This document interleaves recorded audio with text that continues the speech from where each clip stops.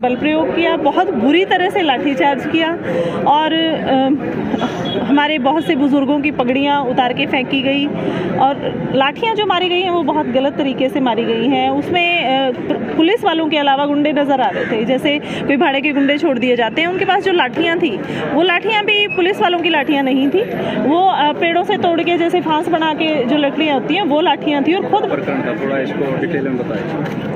देखिए भाई, पहले 3-4 बार प्रशासन से मीटिंग हो चुकी थी और प्रशासन को अल्टीमेटम दिया गया था कि आप सूरजमुखी की खरीद MSP पे करें, नहीं तो फिर 6 तारीख को हम GT रोड को जाम करेंगे।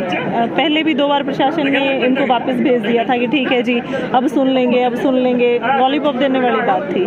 पर जैसे 6 तारीख की 12 बजे तक का टाइम था, 12 बजे तक कोई भी प्रशासन की तरफ से संदेश नहीं आया, तो GT रोड को जाम करने के लिए सब लोग चले गए और वहाँ पे बैठ गए। उसके बाद हुआ क्या कि प्रशासन ने दबाव बनाना शुरू किया।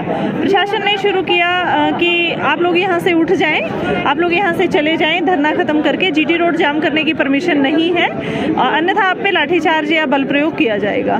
तो किसान डटे रहे, गुरनाम जी डटे रहे पूरी टीम के साथ और ये बोला गया कि कोई बात नहीं, आपको जो करना है आप कर लें, हम तो अपना अधिकार लेने के लिए आए हैं। तो बार बार वही था कि आप GT रोड जाम नहीं कर सकते, पब्लिक को परेशान नहीं कर सकते। तो आंसर ये था कि भाई पब्लिक को परेशान नहीं कर रहे हम लोग तो अपने हकों के लिए इतने दिन से आपके दरवाजे बैठे हैं, कभी कहीं धरना दे रहे हैं, कभी कहीं धरना दे रहे हैं। अगर आप हमारी बात सुन लेंगे तो हम क्यों यहाँ पे बैठेंगे? हमें भी शौक नहीं है तपती दोपहरी में खाली मैदान में बैठने का।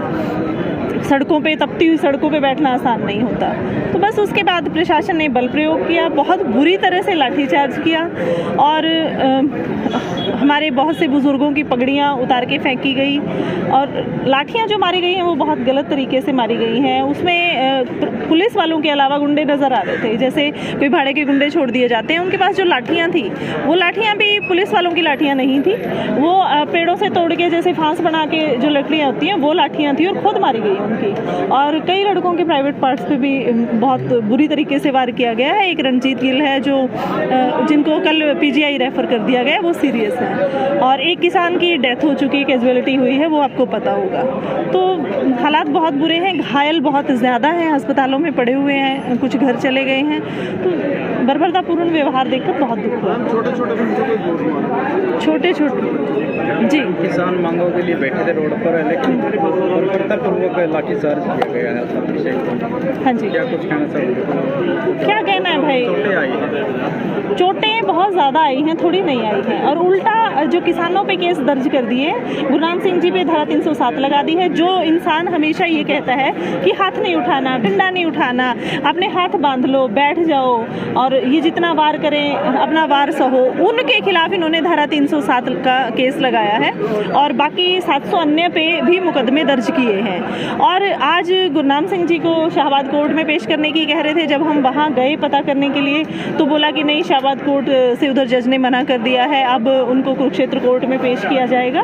तो यही गोलमोल चीज़ें चल रही हैं। आगे पुलिस क्या चाहती है, रिमांड चाहती है या परमानेंट गिरफ्तारी चाहती है, कोर्ट पे पेश करके आगे क्या रहेगा वो तो आने वाला वक्त ही बताएगा। किसानों को गिरफ्तार हिरासत मिली है, हिरासत में 30 से 35 किसान है। केस बताया जा रहा है, गैर जमानती धाराएं भी है, 307 गैर जमानती तो है, बहुत सी धाराएं। हाँ, अभी हमें FIR की कॉपी नहीं दी गई। हमने FIR कॉपी जब भी उनसे मांगी तो उन्होंने कहा कि ऑनलाइन FIR होगी, बाद में प्रोवाइड की जाएगी। तो क्या रणनीति बनाई? आगे की रणनीति यही है कि हमने सभी किसान संगठनों को, सभी मजदूर संगठनों को, देश के हर इंसान का हमने आह्वान किया है कि आप आएँ और इस MSP की लड़ाई में सहयोगी बने, क्योंकि आज एक की बारी तो कल दूसरे की बारी। आज एक फसल की MSP खत्म है, कल दूसरी फसल की MSP खत्म होगी। तो ये मुद्दों की लड़ाई साझी लड़ाई है, इसमें साझे फैसले होंगे। जैसा भी बैठ के निर्णय किया जाएगा वो आगे आपको अनाउंस कर दिया जाएगा। मैम, जो हिरासत में उनसे कुछ बातचीत तो कि किस तरह का वर्षा से वो करें उनके साथ? नहीं, हमें बताया ही नहीं जा रहा कौन कहाँ है और बिल्कुल किसी से कोई बातचीत नहीं हुई। और पूरे हरियाणा में जैसे रोड और टोल जाम किए ना, वहाँ से भी किसानों को उठा दिया गया, उनके साथ मारपीट की गई। वहाँ से उठा के जैसे रोहतक से महम धरने पे थे लोग, उनको उठा के महम थाने में डाल दिया गया, उनके जो व्हीकल थे वो व्हीकल भी जब्त कर लिए गए। तो ये चीज़ें चल रही हैं। कुछ अल्टीमेटम भी दिया गया मैम प्रशासन को? अभी जो मीटिंग होगी उसके बाद आगे की रणनीति बता पाएंगे। क्या अपील करना चाहोगे मैम? अपील यही है कि ये लड़ाई किसी एक इंसान की नहीं है, ना धर्म की है, ना जात की है, ना एक संगठन की है, ना एक किसान की है, ना किसी एक एरिया की है। लड़ाई है आम जनता की, लड़ाई है दो रोटी की और किसानियत को बचाने की। तो सभी से हाथ जोड़कर यही अपील है कि यहाँ पे पहुँचे और जिन किसान भाइयों को चोटें लगी हैं उनको भी ढांढस बंधाएं और इस लड़ाई में आगे के सहयोगी बने, इस लड़ाई की धुरी बने। जी, उन्होंने भी सहयोग की बात की है कि जैसा भी सहयोग यहाँ की कमेटी चाहेगी वो हमारी तरफ से दे दिया जाएगा। जी।